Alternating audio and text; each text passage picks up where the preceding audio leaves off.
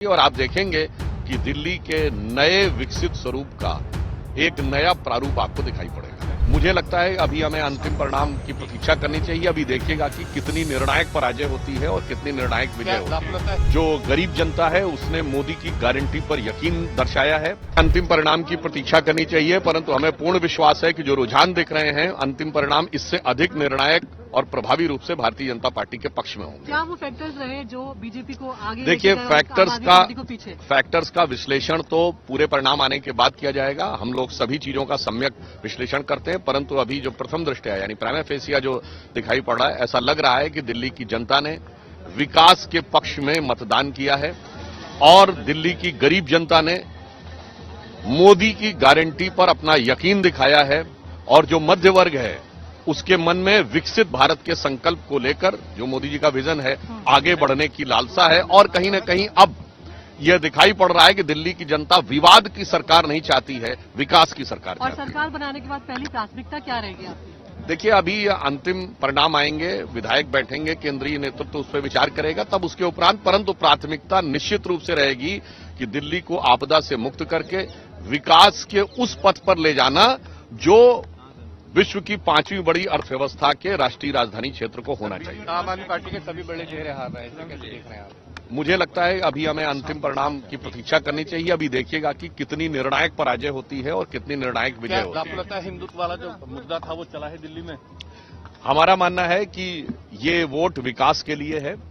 मोदी जी की नीतियां जो विकसित भारत के लिए हैं, जो गरीब जनता है उसने मोदी की गारंटी पर यकीन दर्शाया है, मध्य वर्ग ने विकसित भारत के संकल्प के लिए कदम मिलाया है।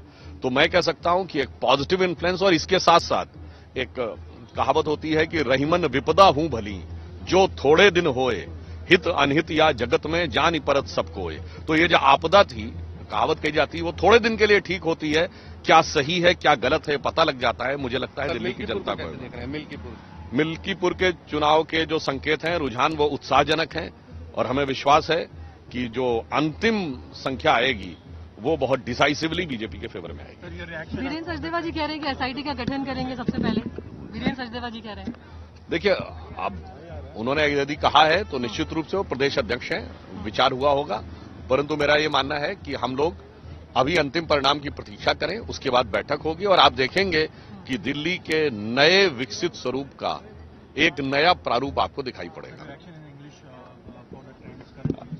The present trends which are showing, they are giving an indication that the poor and the section of the society that is yet deprived of the development has re-established and reaffirmed their faith in Modi ki guarantee.